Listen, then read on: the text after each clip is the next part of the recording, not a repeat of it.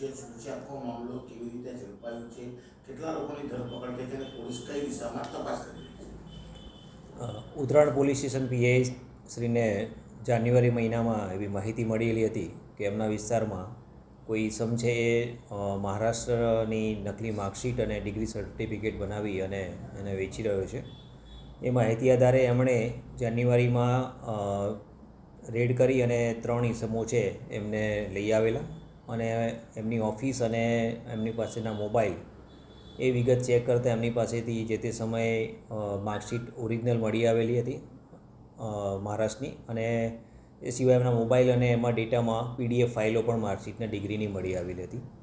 તો એ આધારે જે યુનિવર્સિટીની માર્કશીટ અને ડિગ્રી મળી આવી હતી એ યુનિવર્સિટીમાં એમણે લેટર લખી અને આ માર્કશીટ અને સર્ટિફિકેટ છે એમના દ્વારા ઇસ્યુ કરવામાં આવેલ છે કે કેમ એ બાબતે એમણે ખરાઈ કરેલી, જેમાંથી સૌરાષ્ટ્ર યુનિવર્સિટી અને બીજી એક અન્ય યુનિવર્સિટીમાંથી માહિતી આવેલી કે આ માર્કશીટ કે સર્ટિફિકેટ છે એ એમના દ્વારા ઇસ્યુ કરવામાં આવેલું નથી.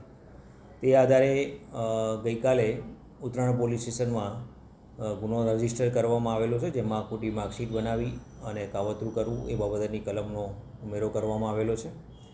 આ બાબતે હાલમાં 3 આરોપી છે એમને અરેસ્ટ કરવામાં આવેલા છે. આમાં એક સંજય છે, સંજય ગિલાણી કરીને છે, વિશાલ કરીને અને ધ્રુવીન કોઠિયા કરીને છે. સંજય ગિલાણી છે એ પોતે એક ટુરિસ્ટ વિઝા કન્સલ્ટન્સીનું કામગીરી કરે છે અને 2019થી એ આ કામગીરી કરે છે. અને તપાસ દરમિયાન એવું જણાઈ આવ્યું છે કે આમાં સંજય છે એ મેઇન સૂત્રધાર છે અને એ દિલ્હી અને અન્ય રાજ્યના જે પણ માણસો છે એના સંપર્કમાં છે અને એમની પાસે સંપર્ક કરી અને જે વિદ્યાર્થીને માર્કશીટ અને ડિગ્રી સર્ટિફિકેટની જરૂર હોય એ જરૂરિયાત મુજબની ડિગ્રી અને માર્કશીટ એ મંગાવે છે. આ સિવાય અન્ય 3 આરોપી છે જે વોન્ટેડ દર્શાવેલા છે, જેમાંથી 2 વિદેશમાં છે અને એક છે એ હાલમાં વોશઆઉટ છે. જે યુનિવર્સિટીમાં પત્ર લખેલ છે અને હજી માહિતી આવેલી નથી, એમાંથી માહિતી મેળવી અને આ સર્ટિફિકેટ એમના તરફથી ઇસ્યુ થયેલા છે કે કેમ એની કાર્યવાહી ચાલુમાં છે.